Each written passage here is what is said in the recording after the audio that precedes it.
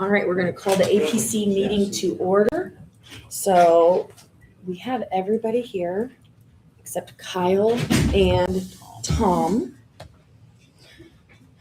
And we are picking back up, I believe, with Brian.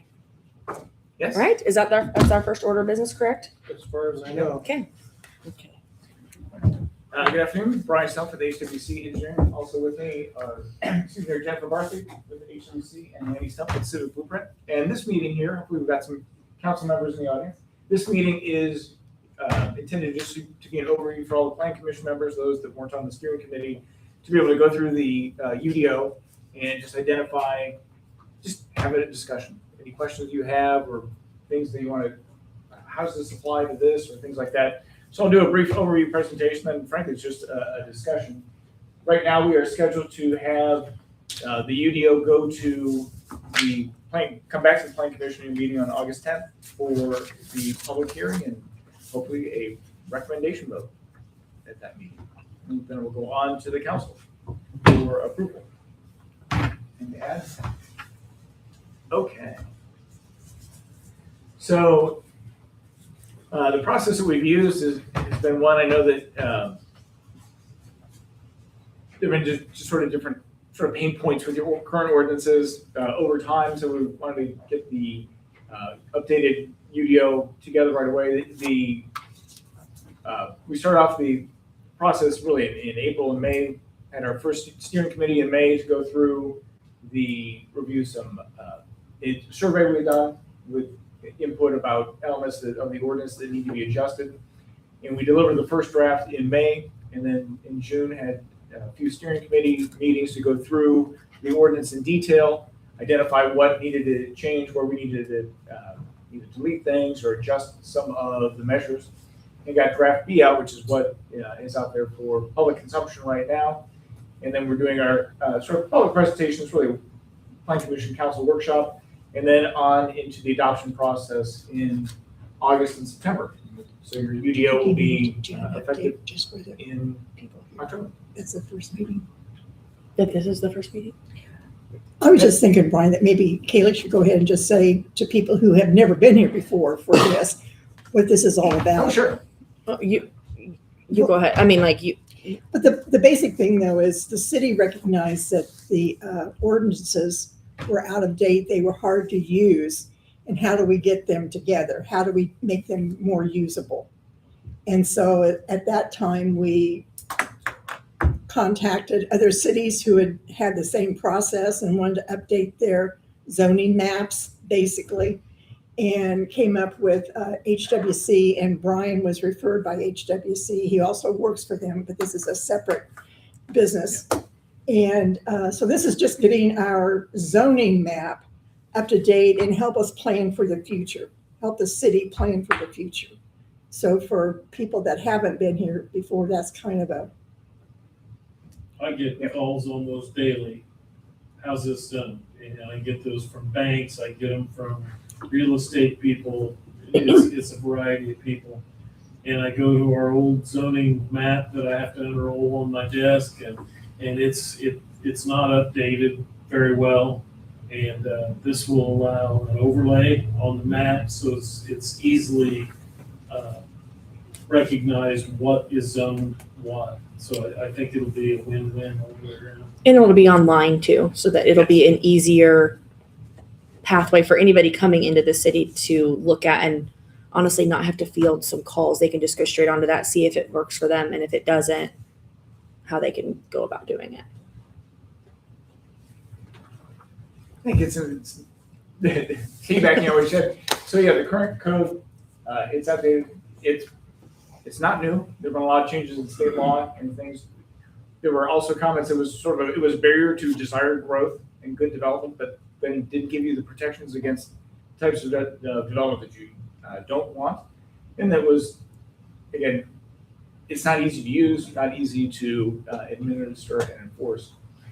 What we're doing in this process, currently you have a zoning ordinance, which is for the rules that apply to land and land uses, and a subdivision control ordinance. So if you're going to mess with property lines, that's the ordinance that regulates those. We're putting those together to create a unified development ordinance, or a UDO. And so it makes it easier. There's a lot of overlap between those documents. So it just makes it easier to use overall. As I mentioned, the final document will be online. It will be a PDF. You can download it if you want, but it's word searchable. It's hyperlinked. So we'll have links to state code, things of that nature. And we're also updating the zoning map. And as Larry mentioned, it's done at a parcel level. So you can zoom into that parcel and clearly see what it's zoned. So a couple things of what the UDO will do. It's designed to regulate to the norm, not the exception. We go to communities and sometimes like, oh, well, I want regulations for this, because once upon a time in a blue moon, this might have happened. And those types of things end up creating roadblocks for projects that you may want. So we try to not try and address all these potential or hypothetical edge cases. As mentioned, it's easy to navigate. It's got a user guide in the beginning of it, and it's easier to jump through the ordinance with the links or to look for specific words like, hey, I got a question about a garage. I can just type in garage and search for it. We do pride ourselves that we try and get rid of all the jargon that happens. We write ordinances. It's really easy to get a lot of planning language or legal jargon in there. And we like to make it sure it's just in plain language. You shouldn't need to hire an attorney to understand what's in the ordinance. And then just clarifying standards through graphics and tables. Sometimes it's so much easier to present information on a table than do it with a lot of words.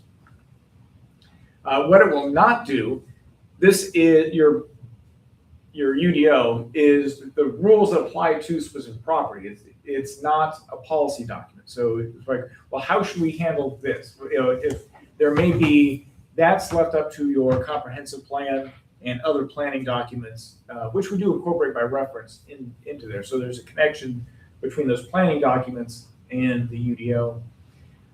It's not going to accommodate every situation. Things are always changing. Sometimes we just get weird land uses or requests that, oh, I want to do this, and it's some sort of platypus of uses that we haven't anticipated. But for those elements, we do have a process on how to make those determinations, and so there is a clear pathway on what needs to be done when those situations do arise. It's not going to prevent all nonconformity. Essentially, a nonconformity is something that doesn't apply. So, for example, if there's a lot that's smaller than what the minimum lot size is in the district, or if there's an existing use that, if the use exists legally today, it'll continue. But part of the update with the maps is to put everything in its right zoning district, and for things that are out of place, like commercial uses in the middle of residential districts, then making sure that those are addressed, and that would be an intentional nonconformity. It's not going to eliminate the need for all variances. Variances happen. Every site has its own little quirks, and that still may be necessary for a setback due to easements or things like that. And it doesn't regulate items that the city doesn't have authority to regulate. Sometimes you get a situation where, well, for example, pool covers. Well, we want a fence. And some people say, no, we want an automatic pool cover. Well, the state really dictates that. There are certain things we can't do, therefore the UDO can't do. Up in the very beginning of the book is a user guide. It's kind of a planning and zoning 101. What is the UDO, how to use it, and refers you to the different parts of the UDO. So you can see, so if someone's coming in, just so somebody doesn't know, great place to start. We've also have zoning districts that admittedly are more than what you need right now, but it gives you standards for should this type of use happen in the future. For example, your residential districts, you never know when something will come in, and rather than being surprised and not have standards, at least you've got standards should that type of use be requested in the future. And then, as you see here, we've organized it so for the residential districts, all the residential districts are in the same area, so you can see for the different residential districts all in one table, what's the minimum lot size and setbacks and so forth. Other key element of this is the use table. So what uses are permitted in each of the different zoning districts. Those are grouped by type. So commercial districts, commercial uses together, residential uses together, and so forth. And so you can see on the table itself, If it's blank, it's not allowed. S would require a special exception. P, it's permitted by right. Each of the uses are defined. This is important, again, when people come in and, well, I'm trying to figure out, this is what we do or what we're trying to do. Okay, what category are you trying to fit into, or what use do you fit into? The other part is we actually put the parking standards on the table itself. That way we make sure that every use has a parking standard. Sometimes, often, parking is over here somewhere else in the ordinance, and this table gets updated, but then the parking doesn't get updated and things get lost. So it's a way to keep that all together. A couple other things, one of the concerns here in Attica was just making sure that, well, how do we handle new development in an existing neighborhood? So we do have in the design review process some standards, some simple standards for compatibility. So while you already have a technical advisory committee that looks at things for like utilities and easements and things of that nature, this is just for those infill sites, or something happening downtown, someone's looking at the architecture. And so you've got guidelines in the ordinance that, again, I say guidelines, nothing hard and fast, but hey, look at these things, the building massing, how does it fit within the surrounding area? We don't want sameness, but we are looking for some cohesiveness. Like we've all seen those buildings that you wonder, did it just fall out of the sky because it clearly has no relationship to its neighbors, and that these standards will help address that. Again, between the user guide, just the way that the ordinance is laid out, we're really trying to have it sort of straightforward in what happens with a property or how someone goes through the process. Is the use permitted in the district you want? Great. Move on to the next thing. If not, it might need to be rezoned or maybe a special exception approval if it's on the table that way. Do any property lines need to be adjusted? And then that would put you into some of the platting, and then just site design, whether that's just pulling an improvement location permit or whether site plan approval is required. So that's, but those are all laid out in the ordinance itself. That's really the high overview. If you have any particular questions about the ordinance, I've got the ordinance pulled up as well as the zoning map. So, thanks. With that, open any questions that anybody might have. Yes, sir. You talk about the zoning, but like you say something that's what it is now, but show what previous zoning it was beforehand. Is that something you're able to see also, and when it goes live? No, Okay. That Just be what it'll be when you look at it. Got it. exactly. So the map shows what what the property is currently zoned. Okay. And by that, as Yeah. as it will in the zoning map that we're proposing. Okay. So. For those of you using it, the little bookmark bar, you can see all the different chapters, and then you can also click on those and see the different portions of the chapter. So just, again, easy to navigate and easy to look through. We had really good discussions with the steering committee through this process, getting into, I know it's some things we got into the weeds on some of these things, but it's important as far as the things that cause nuisances or cause problems, fences, things like that, how we handle those. Yeah.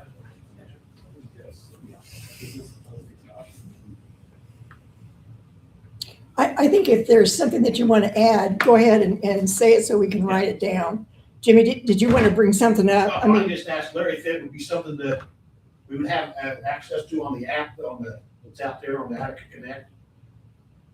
And I would think once it's passed and operational, we would add that. I think it'd be very Yeah. important too, because especially it should be like one of the very first things, because I'm guessing a lot of people that are getting on our website are probably not, I mean, we might get on there, but they're probably not from around here if they're looking on there for that specifically. Phone calls that I'm getting down. Sure. And I would say you definitely want to get draft B and the draft zoning maps up on the website now, just so people can see them. And Yeah, that's a good if idea. they're not already there, just make sure people can see them before the meeting on the 10th. Yeah, that's a good idea. So you all will be able to look at this stuff. Go home and pull it up on the internet. That'd be good. I'll ask to see if Joanne can't publish it and just make sure that we put that this is a draft, it's a working document. This is definitely not. If you have suggestions, please let us know. And that's the focus of the Plan Commission's public hearing on the 10th. Can we go ahead and share this PDF with like the council members and everybody? Yes, please. Yeah, we can do that, or I can forward it to. Is it just, I have it pulled up. I could probably send it right now. Do you want me to do that? Yeah.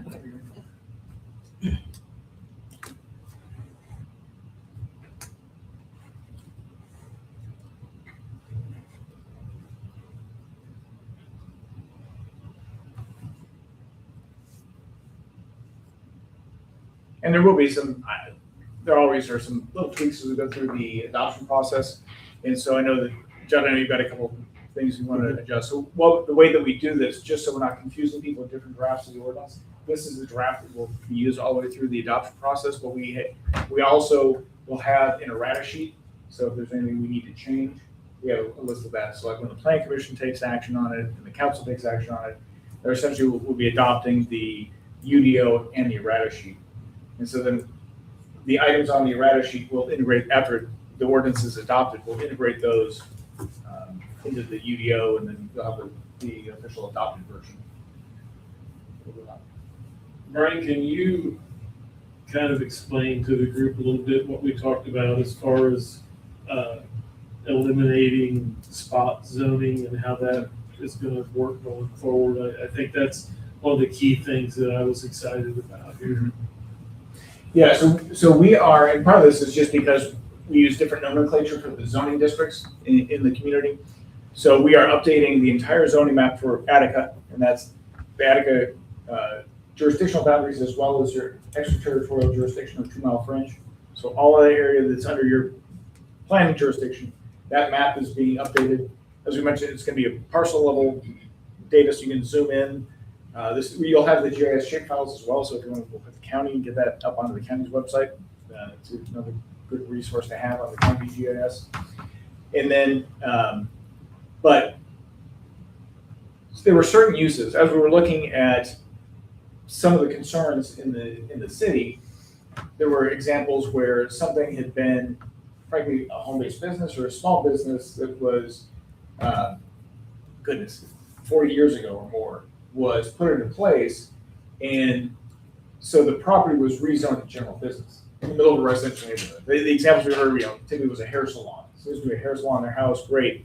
Well, they ended up, back then, the practice was, let's rezone that to general business. And so all of a sudden we had this one lot in a residential neighborhood that's zoned general business. Well, the home goes away, and now we've got cars being parked out there. It's being used as a car storage lot, things like that, which is permitted by right in the general business. So those types of uses, and this is not uncommon, this happens in other communities when we do this process, that property will be rezoned to residential, match the surrounding residential uses. That, take for example, the car lot. It's a legal existing business or grandfathered use. It can still continue, so it will be there, but what it can't do is it can't expand, it can't become something bigger, can't be moved to a different general business use. So ultimately, the desire is to, that's great, that use needs to go where it belongs in a true business district. If that business ceases to operate for, is it a year, then Yes. it's going to revert back to whatever it's zoned that exception goes away. Is that what? Yeah, so let's say that someone moves all the cars off that lot, and so it's just vacant for a year. So if it's vacant for more than a year, then any use of that property has to be in line with the ordinance. But the whole point of something being non-conforming is that you want it to go, ultimately, over time, you want it to go away.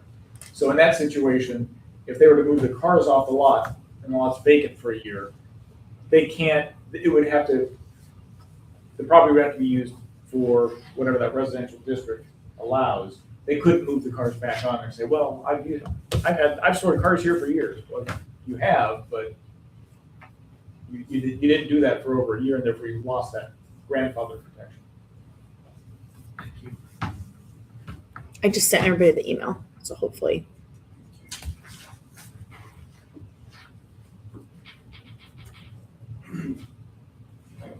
Yes. So who are you guys working with in the city to verify all the different changes in the zoning, such as the example of what you just talked about? Let's say if there was a vacant lot that was business district in the middle, which, you know, there's. Yeah. What group are you guys communicating with? It's going through and looking at everything with you and approving that. Where's that first start? Yeah, that's with our steering committee. So we got the existing zoning map. And then from there, looked at, well, how does that existing zoning map align with the uses that we see on the ground? And sometimes that's, often it's through aerial photos and, or street view is handy for that, and or just checking ourselves while we're here in town. And then putting it on the map, the steering committee has reviewed the map. And so like I say, so if there's other changes that happen on the map or you're seeing something, great, we can adjust that. There's a lot of parcels in the city, so I don't claim that 100% of them are exactly how you want them. So this is where we, spot check those and see if there's something that we need to adjust. Now's the time to do it. But I think I see where your question's coming from, though, in that who's gonna keep track of, well, that business didn't operate for a year? How does that integrate into what we're doing? Is that gonna be an Eric Swank thing, or is it gonna be, who is gonna be overseeing how these properties are actually used to keep track of that throughout the city? Is that, how do other people do it, I guess, maybe is a better question. yeah, most of the time that tends to be complaint driven as far as something changing a use or things of that nature. Updating when the adoption date or the effective date of the UDO is really when the clock resets on many of these things. So if that, for example, that car lot is there and they're operating their business, they're moving cars in and out, it can go on indefinitely. But if they remove all the cars off the property, essentially, yeah, to your point, no one's gonna have a photo of, look, it's totally empty that day and they have to put it on, but there will be, I guess it'll be a case by case basis. If that, in that situation, it wouldn't be until they try and move cars back on after their grandfathering is expired that it would be an issue. But, I mean, they can come in 11 months and 25 days and put cars back on there and still maintain their grandfather status, so. Thank you.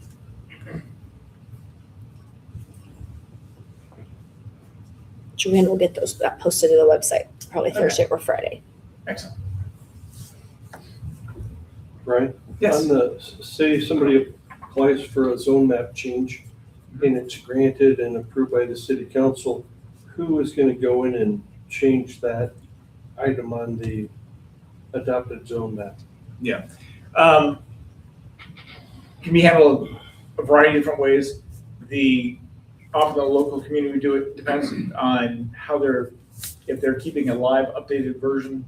Often cities will work with like the county GIS to have their map electronically that way.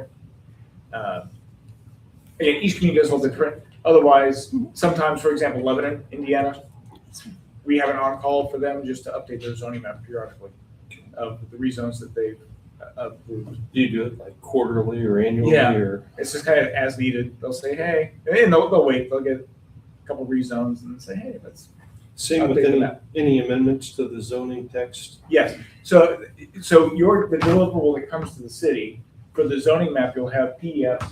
They'll be detailed. You can zoom into particular parcels. You'll also have all the GIS shape files, so you can use those and update those yourselves. And then for the document itself, you'll get the final was a PDF that's hyperlinked and so forth. That's what will get posted on the website. But you'll also have all the Word. We do these in Word so that you have access to them. So we get all the Word documents as well. So if there's adjustments like, okay, you see, oh, we're starting to get some variances for this setback or something. You can go, okay, great, let's adjust that number. The planning commission can do that, and then you can just update the file yourself. We're always happy to help as well. I mean, it's funny because, for example, Morristown went through the same process, and they had just some little changes that they wanted to make, and like, okay, great. Like, oh, we want you guys to do it. I'm like, well, we're happy to, but it was kind of funny because I'm like, they were very minor. I'm like, you guys got this. So people in the city will have access to, I mean, let's just take a simple example of, so-and-so runs the website and it's got all the, logins and everything and nobody else does. So, but people in the city will have access to make changes, you're saying? Or how's No. that regulated? No, the city will be in charge of the changes. Yeah. But no, the people have access to the UDO and the zoning map, so they can go to your website, as opposed to, you can see the ordinance and so forth. But you go to the city if you see that there needs to be a Yeah. change or want to make a Yeah. change. So Exactly. someone in the council or someone has the capability of going into the actual document and making the changes, or is No. that you? No, so what would happen now, so say Joanna gets the map and the UDO, and someone that says, hey, wait a second, the zoning is Mhm. right on this parcel. Great, that's where we want that to, we want them to bring that to our attention Gotcha, now yeah. and say, hey, and then we'll put that on our rata sheet Mhm. and say, hey, you've shown this as residential, it's actually a commercial business or something, right? And no problem, we'll identify that and then as we go through the process. Our goal overall, with the exception of those situations where the nuisance elements, like the commercial business in the middle of a residential area, our goal is to have the uses, the existing uses to have them in the proper zoning district. Mhm. So we want to be conforming. We don't want Right. anything odd. So example, we don't want a house in a commercial district and vice versa. Just because of those, someone goes to get a mortgage or something and all of a sudden, oh, wait a second, it just creates problems. But 2 years down the road, once everything is up and running and there's changes then, Yeah. and the city recognizes it, does that city person have it, or Joanne, does that person need to call you? She has the ability to change it Yes, locally, Okay. so a local person does have that Yeah. ability. Okay, but that's something that obviously a representative of the city will be the one that would be right. making Okay. those changes after it's gone through the amendment process. Gotcha, yeah, okay. So any either map changes, somebody gets rezones their property, or any changes to the text, that would go through a process with public hearing at the planning commission and adoption by the council. Yeah, they just can't do it and change it themselves. No, I didn't think that, but I wasn't sure if someone in the city would be able to, or if it strictly Yeah, went to no. you. Okay, Could be a city person. You've got the ability to do that. We're happy to help, Yeah. but you have what you need to. Okay. I'm shocked because there's other companies out there and they give you a locked PDF as your Right. deliverable of your ordinance. I'm like, that's just, no, it's your ordinance. Mhm. Thank you for have the not doing ability that. to- Can you tell me what a RADA sheet is? Oh, yeah, so essentially, it's just a list of changes to make. So as we go, Like, So- what does it stand for? Ratification. errata, it's a legal term for just error or things that we're changing, right? It's a list of changes that we made in the ordinance. What happens is we have this, essentially the adoption draft. This draft will go through the adoption process. What we don't want to do, learn this the hard way, is to have a meeting like with the planning commission, make changes to the ordinance, and then it's going to the council when people are looking at the wrong version, or there's just confusion about the version. So it's easier to have this one version and then a simple page that identifies, okay, here's the UDO, but we're making these changes. And it could be a parcel that was changed. Okay, this parcel here is going to go from, And are you saying it's RADA? No, it's RETA. RRATA. And here's one for another city. So like, they wanted to change this. Where do you see? I'm just Errata, reading the, that right there. okay, RRATA. okay. So it's just a It's list like of. your red line. It's yeah, right. exactly. Yeah, Yeah. and so it's like, oh, we changed this number from 10 to 12. I'm just, if I was a citizen listening to this, Yeah. I had no idea what you're talking about. No, thank you, that's Just trying to make it good. clear. It's a point of jargon you fix. Yeah. So you just read it up once, after you make a change, you just read it one, is that what you do? When you have that change? Yeah, so, well, in this case, we're going through the adoption process here, so anything that's on the errata sheet, we will incorporate those. So like, both the plan commission's recommendation and the city council's vote, they'll be approving the UDO and the errata sheet together. So that, and then so in the final version, once it's adopted, we create the final version, move all those elements, any elements from the errata sheet, we incorporate those into the ordinance. So,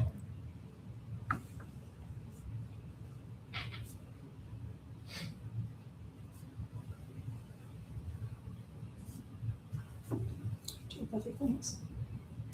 No, we're gonna have a bunch of things on the other sheet. That's all. It's okay. That's why they have it, right? No, I mean, that's the efficient way to That's the do way to it. do I it. agree with controlling the version that's everybody's looking at. Yeah. And it's a great document. I like it. a So lot. between now and when we meet again, I just made a note to make sure I go back and reread. Because I just was remembering something else that I want to make sure I wanted to check up on, and then, do you want us to send emails or just talk to you about it through the next meeting? If we see a Yeah, send change. an email ahead of time. That way Okay. we can, I don't mind giving in process. Okay. Updates of the writer sheet or so forth. Because I want the planning commission and council members to see that before the 10th. Perfect. There's no surprises. Sounds good.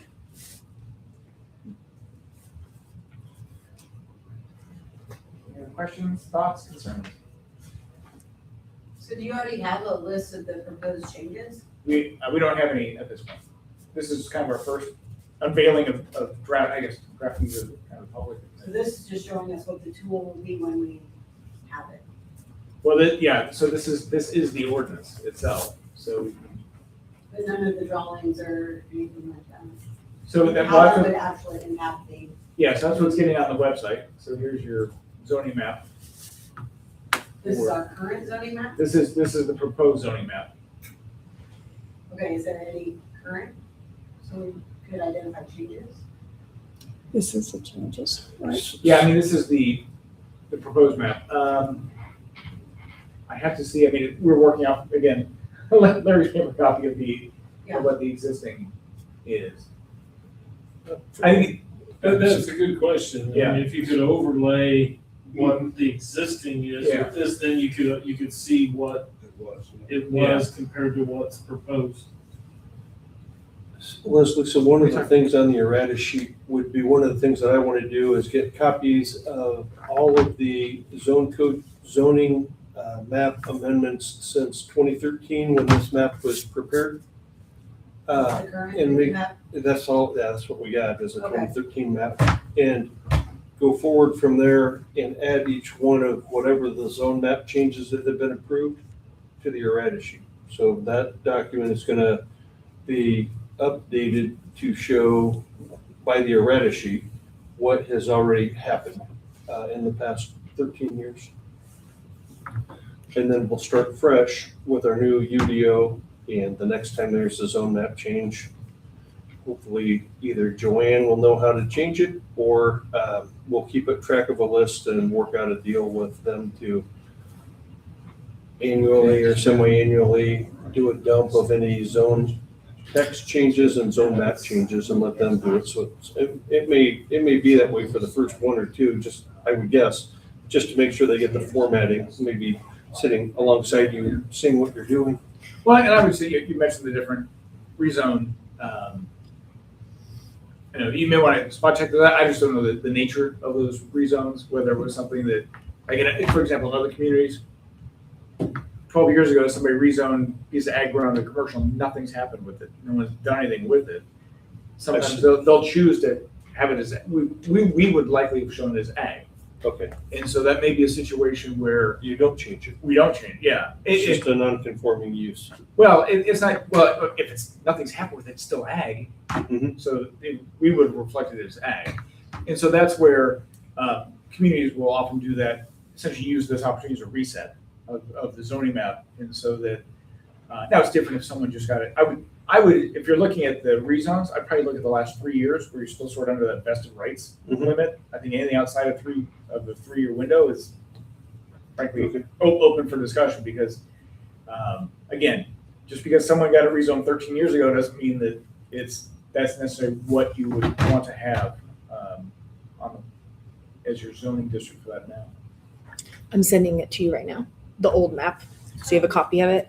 So would someone that was, had a property that was in a non-conforming zoning, would they be notified?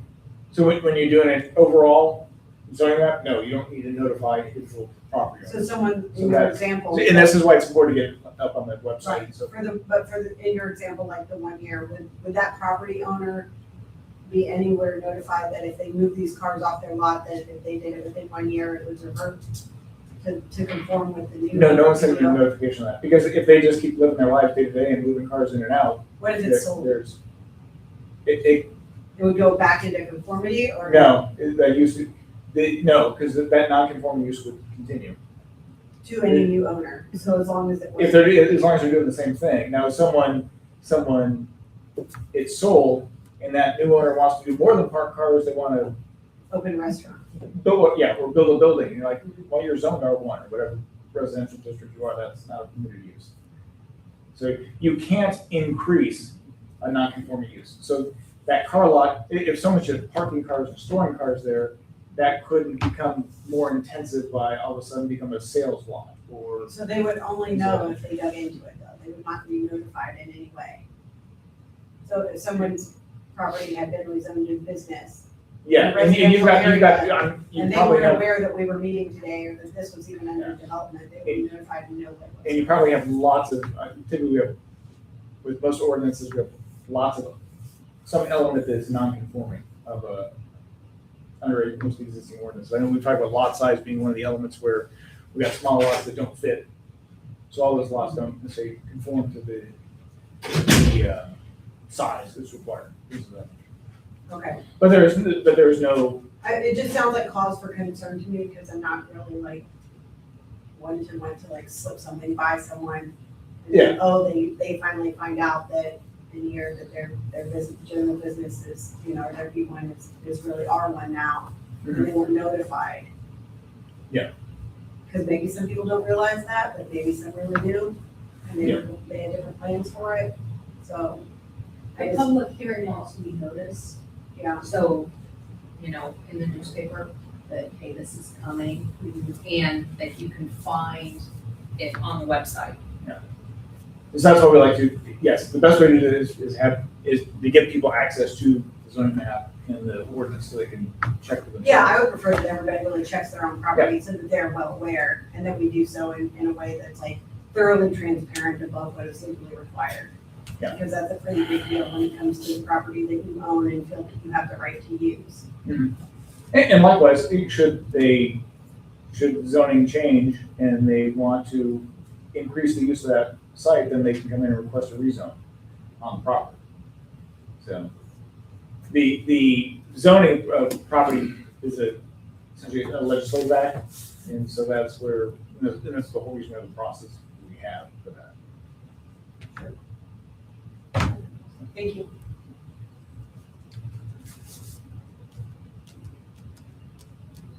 Anything else?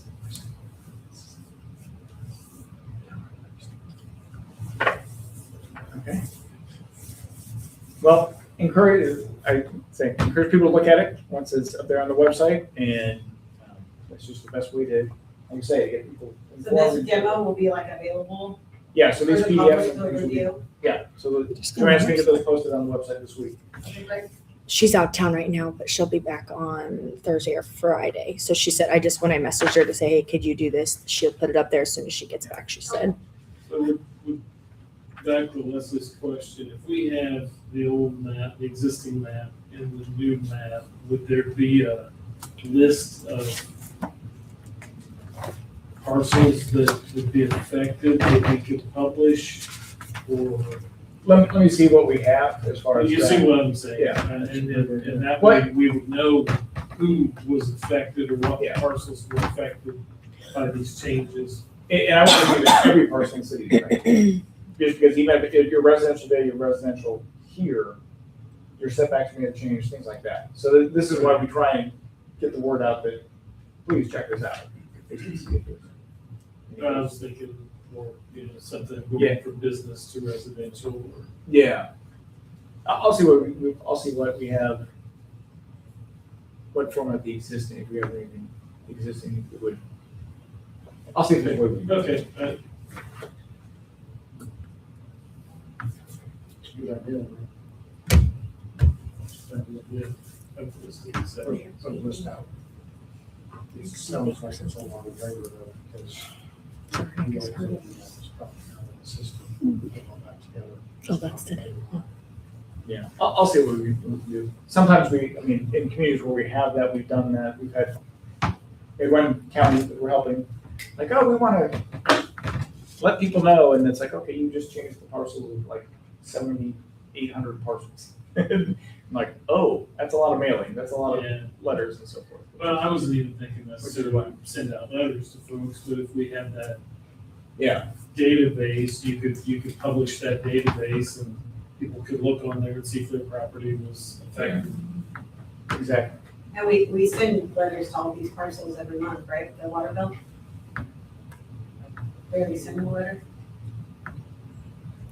Well, and and So, to your point, sometimes we've actually done that before in other communities that haven't put this little line on, hey, check out the new yeah, zoning map, new, you know, send a put a link link to to it or something. Yeah.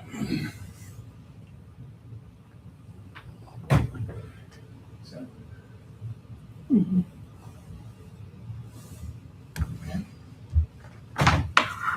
well, let us know if you have any questions. Oh, I don't know you were wrapping it up, so, Okay. when you said that, like, you drew this up, and was that all from the steering committee, where it's like what the intentions were? Or like what you mentioned, Yeah, like, so- what so- the city wants to see, like, if they want to encourage certain projects and things, that all came from the steering committee, or did you take that from our Certain our projects. master plan, or? Yeah, so you've got your downtown plan, some other plans that are listed, are sort of incorporated by reference. All this is updating the standards based off of just the changes that have happened in state law, as well as just current development practices. So a lot of, for example, some of your residential districts don't match what lot sizes are today and setbacks are today, so updating those. But working with the steering committee to just, have eyes on those, and we had changes on language for fencing, and there's a lot of things we kind of in the weeds on several different areas. But that all derived from the steering committee? Yeah. Okay. There's a lot of discussion about fencing, setbacks, minimum lot square footage, minimum square footage for new build housing. Those are the ones I remember. Yeah. So it says there were some extensions of the city limits, where did those come from? You have your corporate boundary, but the city, so the corporate boundary is in black here. That's existing That is your corporate. as of today? Yes. Okay. There's been no change in that, but what state law allows you to do for communities like Attica, you can have extraterritorial jurisdiction, or 2 mile fringe, that's what people call it. Okay. But essentially, you can exercise planning and zoning control up to 2 miles away from your border. And so that planning jurisdiction is what you see here in the But red. that's still dots. considered out the city limits, though, right? You're outside the corporate boundaries of the city. Limits. Okay. You're outside the boundaries of the city limits, but you have planning control over those areas. Planning control, like they have to follow the. Yeah, so if someone's gonna rezone this parcel over here, they would go through the Attica Plan Commission and Council. Is it like that now? Yes, Yes. yes. It's been that way since 1959. And Must be working. well, no, but it makes sense because, Before my time. but it makes sense because obviously, they're expecting the cities to grow, and so the city has influence and control over what its future growth, as opposed to the county making those decisions for you. If you were, just an example, if you had let's say you were setting the price now, I think fences can be 5 foot off an alleyway. Let's say you wanted 7 foot off the alleyway, say you change that. But someone has that already, that fence already there, would that be grandfathered in Yes. until the fence deteriorated or? Exactly. Have you included Shepherd's Landing into the new map yet? Yeah, The 35-acre parcel? I just don't see it here. I thought, I'm Okay. pretty sure I It's not. sent that to you, Brian. Okay. Yeah, it's there because where that red mark is at, Yeah. that's where the knife shop and stuff, so. Yeah, it's this right here, Yeah. But that's. right? Yeah, so I need to get that. It's not Oh, That's not okay, inside yeah, city yeah, limits, it's it's not just marked inside. off yet. You're right. 2 mile. That's officially been annexed, correct? Yeah, oh, yes, Yeah. and Okay. I'm pretty sure I That sent is the that to new you, city Brian. boundary. Okay. that parcel. Yeah, I guess I didn't realize you didn't have it. And that's really the only thing that we've annexed outside,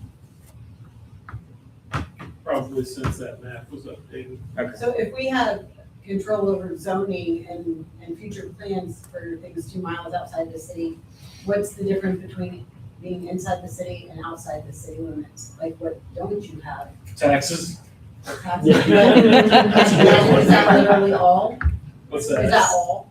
I mean, is that comprehensive? The only difference is taxes? City ordinances don't apply like ATVs and trash ordinances and things like The that. county takes care of those roads. This is just planning jurisdiction. So the city gets to This is control planning beyond. So we want to put a data center a Like- mile away like from here. when they built the knife shop and Odell's, they had to get a building permit from the city and get it approved so they could build out. But they don't pay taxes to the city and they don't have like That's water or correct. trash or anything like That's that out there, correct. no sewer. They do have water out there. They have city water They do. and they have city sewer? I don't think they have sewer to there. No, Just water. both of them are on septics. Yeah, You're not talking about the 2 miles. right. Not just everywhere in the 2 mile zone, but Odell's got city water out there back in the day.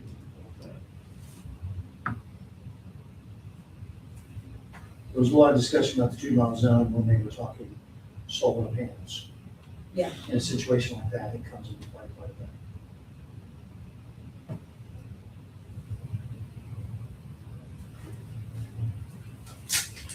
Okay, so we're gonna get that hopefully up on the website Thursday or Friday. It's been sent to the city council members. You have the zoning map now. We don't have it where it's overlaid yet, but we're gonna work on that, hopefully, or something like that we can compare it to. We would like, if you have any changes or anything like that, we would like those to be sent prior to the August 10th meeting. So that when we come back on August 10th, that it will be a good, maybe a clean copy, I guess I would say. Yeah, so we'll have obviously we'll have the errata sheet and be able to send you. Yes. What I recommend is we walk through the items on the errata sheet. Okay, perfect. And Yes, that okay. way, the planning commission can see those items, and if there are things that sometimes, it's like, oh, no, that's,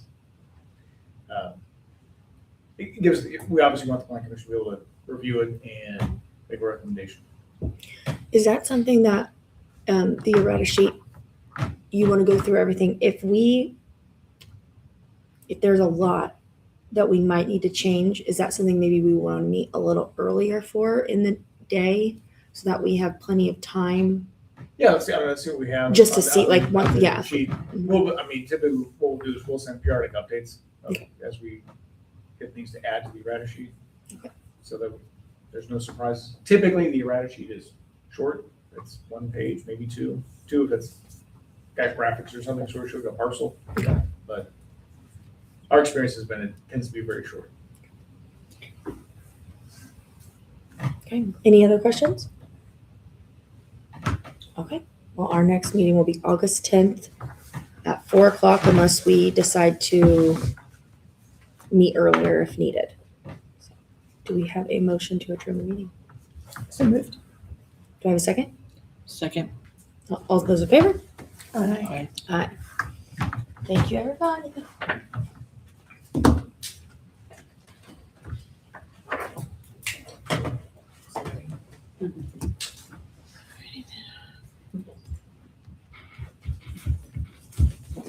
Not a meeting that follows, is there? Is there a meeting that follows?